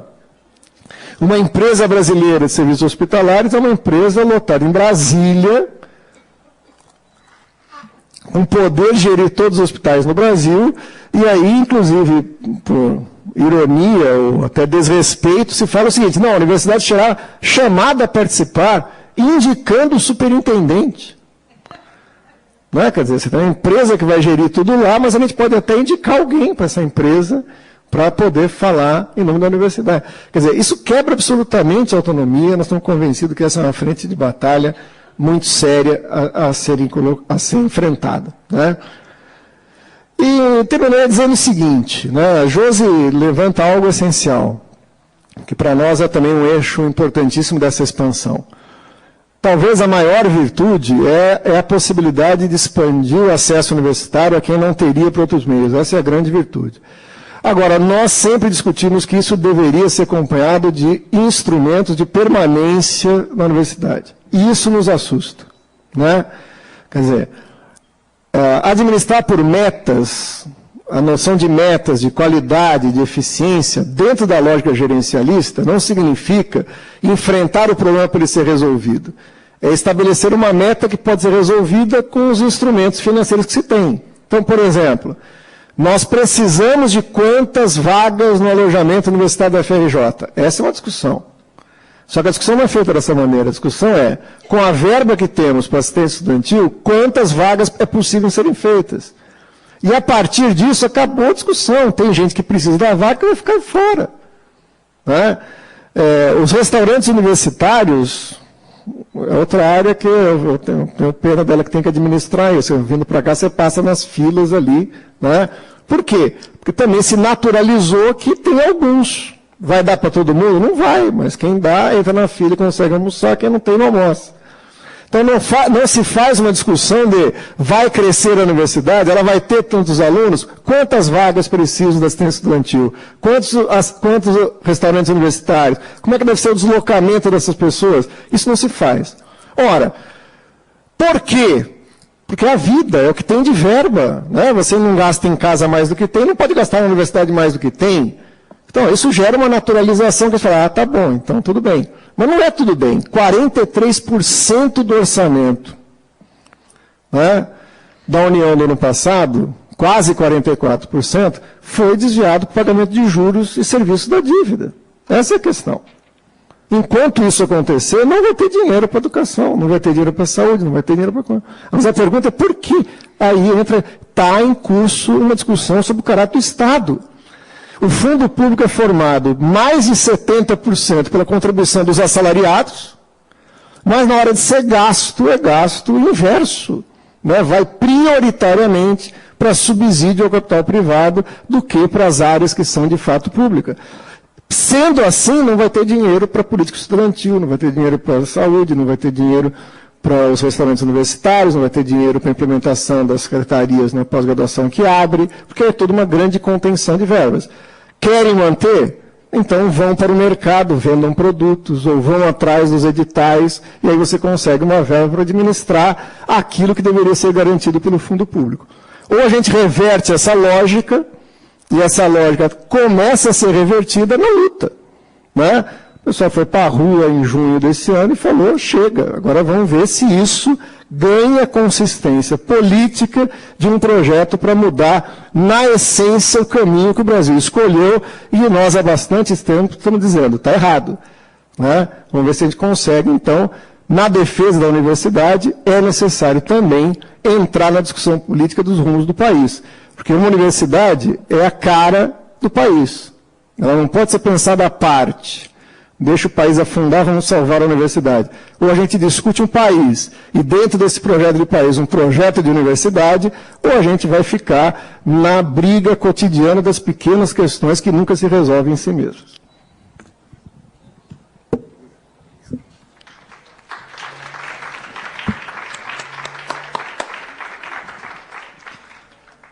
Bom, eu vou tentar pontuar também, aqui muito rapidamente, as questões. A Luciana falou sobre a questão da falta de secretários, isso, eu não sei dizer o caso específico da FRJ, o que está sendo feito, né, no planejamento. Reforçando que o MEC está falando num programa de equalização e numa concessão, então, diferenciada de técnicos para 2014, num plano geral. Me preocupa porque uma discussão, no caso específico da pós-graduação, sobre o que se chamou em algum momento reúne da pós, foi uma discussão dizendo que era necessário, e isso não está em pauta. Isso me preocupa, inclusive como gestor, mostrei os dados, a gente cresceu muito na pós, e assim, eu já tenho tentado, na questão individual, falar na Andives, pregar isso, chegar a falar para a presidência da República, vamos ver o Papa agora, mas enfim, talvez na linha, né, de algo que pudesse ser feito conjuntamente por professores, funcionários e tal, é também pressionar para que um apoio à pós-graduação fosse mais efetivo e pudesse melhorar essa nossa situação.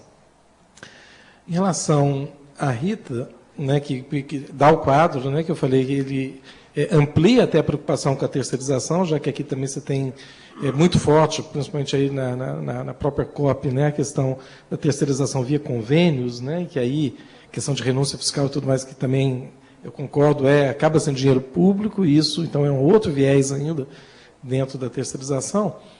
Mas aqui é uma fala, né, um pedido de compreensão de todos os senhores em relação ao papel do gestor, né, universitário nisso. Então, onde, literalmente, o gestor aí é o papel do marisco, né? Vem a onda, bate e te joga na pedra, você esfola dos dois lados, tanto pela onda quanto pela pedra.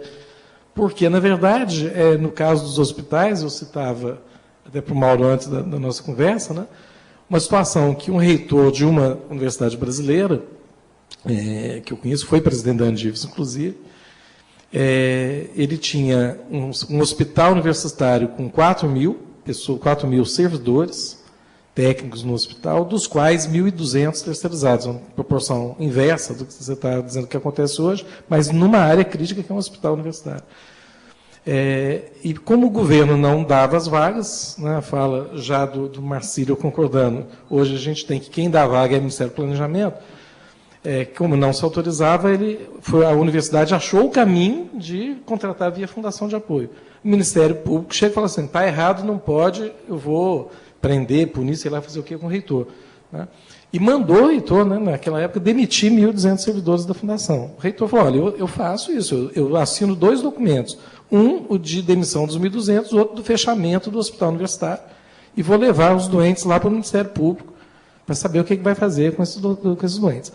Então, aqui, de novo, entra uma questão que eu vou tocar como questão de fundo ao final da fala, na conclusão, dizendo realmente está em jogo uma questão de modelo de país também. A própria questão, porque uma pergunta que eu faria ao mesmo tempo é um reitor que tem lá na Faculdade de Medicina, e a pergunta é por que ele precisa de um hospital de 4 mil funcionários para formar uma turma de medicina? Né? Na verdade, o que a universidade assumindo o papel da saúde pública.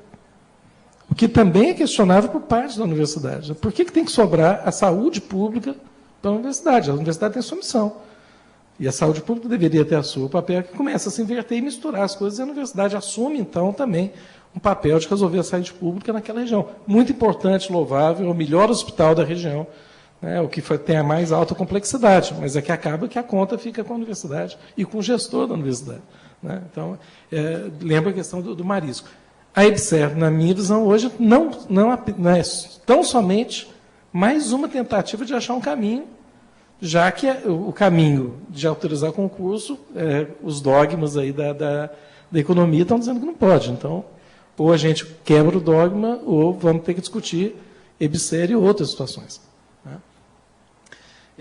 A Selma fez uma pergunta pontual sobre o mestrado de gestão pública. Selma, desculpa não ter tanta informação, eu não sou da área da administração, mas o meu entendimento é assim, todos os cargos, mas que a pessoa tenha a formação na área que pode, então, na área do administrador, alguns cursos superiores, porque como mestrado, né, exige uma graduação, então algumas graduações é que são alvo do curso. Mas eu quero dar um testemunho maior, que é uma disposição, por outro lado, da própria CAPES em aceitar outros modelos de curso. Então, eu queria até deixar como uma sugestão ao plenário isso, que pudessem até mesmo encaminhar sugestões de outros cursos. Esse é um primeiro. Outros cursos poderão ser formatados para atender diferentes segmentos das universidades, seja de nível de mestrado ou de doutorado. A Val comenta sobre a precarização. Val, é verdadeiro, a expansão, principalmente pela forma como ela foi feita na questão da infraestrutura, mesmo, às vezes, nem todos os professores chegaram ao mesmo tempo, então, o atraso também da liberação de vagas prejudica.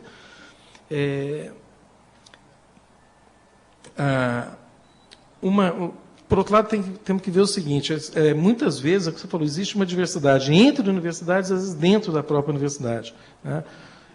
Uma visão muito global, eu diria hoje, na universidade a gente trabalha com a média de carga horária docente em torno de 12, 13 horas por docente, em sala de aula. Tá? 12, 13 é uma média que eu consigo apurar na minha universidade. Lógico que tem distorções. Eu tenho professor que é só da parte clínica, no curso dá 32 horas. Mas também faz opção, essa é uma opção quase que pessoal. E tem aqueles, talvez, que não deem as 8 horas. Também, que estão envolvidos mais projetos. Mas é uma média de 12, 13 horas. Eu diria, se é bom, se é ruim, o problema é quando eu comparo o setor privado, todo mundo que chega, que vem do setor privado, fica aliviado. Porque no setor privado, a média é 30 horas aula frente a aluno, a gente sabe disso. Então, ainda existe um espaço, né, que permite fazer também as outras funções da universidade, mas é lógico que há uma preocupação de monitorar e ter essa vigilância constante, de também não deixar que vire só ensino, senão a gente mata a universidade também, por quanto o ensino seja muito importante. A Josi tocou sobre, e principalmente como estudante, eu concordo com o Mauro, uma preocupação muito grande hoje da gente com a política de facilitar o acesso é a questão de assegurar a permanência. Né? E por quanto o governo, eu consigo sentir até algum esforço em tentar aumentar efetivamente, mas o desafio é muito grande. A Unifal vai completar no ano que vem 100 anos. Eu não tenho nenhuma vaga de moradia estudantil. Zero. A gente vai construir as primeiras agora, a partir do próximo ano. Então, só pôr para dentro realmente não é tão simples assim. Né? Agora, eu ia dizer que a dificuldade da expansão um pouco também é no modelo que ela foi desenhada, e explica algumas questões em relação à infraestrutura, literalmente trocar pneu de carro, o carro andando, né? Porque a lógica do governo foi assim, você quer crescer? Quero. Então, faz o seguinte, você abre o vestibular, faça os cursos, aí nós vamos começar a te financiar. Em 4 anos, nós vamos dando os recursos. Então, eu dito assim, me sinto desde 2005, que eu estou